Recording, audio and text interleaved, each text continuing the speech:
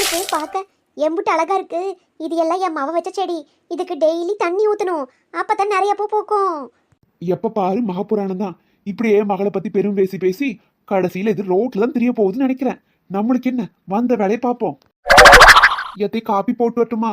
மருமலே, copy போட்டு வரும்போது அப்படியே பிரஷையும் பேஸ்டையும் எடுத்துட்டு வா. பல்ல விளக்கிட்டு காப்பி குடிக்கிறேன். காப்பி கொண்டாடுறதே பெருசு, இதுல பிரஷ் பேஸ்ட் வேற கொண்டாடணுமா?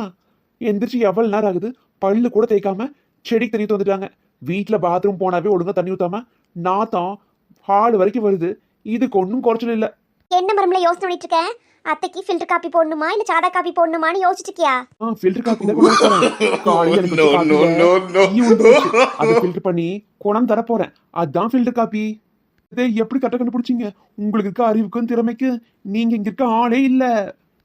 போது மருமலை, என்ன புகழ்ந்து தள்ளாத. எனக்கு ஏற்கனவே குளிரடிக்கமா இருக்குது, அப்புறம் குளிராச்சு வந்துரு போகுது. சீக்கிரம் போய் ஃபில்டர் காப்பி எடுத்துட்டு வா. வந்துட்டேன்னு சொல்ற, ஆளவே காணோம். நானும் பார்க்க குட்டி ஓட்ட போனியாட்ட அங்கேயும் நடந்துட்டே இருக்கு. இது சரியில்லையே, கண்டுபிடிப்போம். அடடே, மறந்தே போயிட்டேன் பாரு, இருக்குமா? வயசு ஆக ஆக மூளையே வேலை செய்ய மாட்டேங்குது. மவ ஊர்ல இருந்து வரா, அவளுக்கு பிடிச்சி நாட்டுக்கோழி குழம்பு வைக்க சொல்லாம இப்படி பண்ணிட்டனே. நேரம் வேற ஆயிருச்சே. சரி, கழுதைய கூப்பிடுவான். மருமோளே இவகிட்ட நம்ம அவ ஊர்ல இருந்து வரா, கறி குழம்பு வைக்கணும் நல்லாவே வைக்க மாட்டா. ஒரு பிட்டை போடுவோம், அப்பதான் நல்லா ருசியா வைப்பா. மருமலே, ஒரு முக்கியமான விஷயம். உங்க அம்மா உனக்கு ஃபோன் பண்ணிருக்காங்க. உன் ஃபோனே எடுக்கலையாமா, அதனால எனக்கு கூப்பிட்டாங்கம்மா. எதுக்கு ஃபோன் பண்ணாங்க? மருமலே, உங்க அம்மா ஊர்ல இருந்து வந்துட்டு இருக்காங்களாம்மா, அதான் சொல்ல சொன்னாங்கம்மா. என்னத்தை சொல்றீங்க? எங்க அம்மா வராங்களா? ஆமா மருமலே, உங்க அம்மா வராங்க. ஏய் ஜாலி. நான் இப்பவே போய் ஃபோன் பண்ணி கேக்குறேன், அம்மா எங்க வந்துட்டு இருக்காங்கன்னு. இவளை ஃபோன் பேச விடக்கூடாது. ஃபோன் பேசினா கண்டுபிடிச்சிருவா. மருமலே, ஃபோன் பேசல நேரம் இல்ல. உங்க அம்மா வந்துருவாங்க. அதுக்குள்ள நீ கடைக்கு போய் கோழி வாங்கிட்டு வா. நாட்டுக்கோழி குழம்பு வைப்போம். உங்க அம்மா வந்து வாய்க்கு ருசியா சாப்பிட்டு போவாங்கல்ல. நீ தான் நல்ல ருசியா வைப்பேன்னு உங்க அம்மா சொல்லிட்டே இருப்பாங்கம்மா. சீக்கிரம் மருமலே. உங்களுக்கு எவ்வளவு நல்ல மனசு. எங்க அம்மா ஊர்ல இருந்து வராங்கன்னு தெரிஞ்சது கோழி அடிச்சு குழம்பு வைக்க சொல்றீங்க. நீங்க ரொம்ப நல்லவங்க ரொம்ப நல்லவங்க. அல்லாத மருமலே, இப்படியே அழுதுட்டு இருந்தீங்கன்னா உங்க அம்மா வந்துருவாங்கன்னு நினைக்கிறேன். அப்புறம் எங்க கோழி குழம்பு வைக்கிறது? சரிங்க நான் கடைக்கு போயிட்டு வந்துடுறேன். ஒரு மணி நேரத்துல எல்லாத்தையும் ரெடி பண்ணிடுவேன். எப்படியோ இந்த கழுதி நம்ப வைக்கிறதுக்குள்ள போதும் ஆயிடுச்சு. பேசியே டயர்ட் ஆயிடுச்சு. சரி, நம்ம கொஞ்ச நேரம் ரெஸ்ட் எடுப்போம். பகல்ல என்ன கொரட்டை போட்டு தூங்குது பாரு. தூக்கம் அப்படி வருது.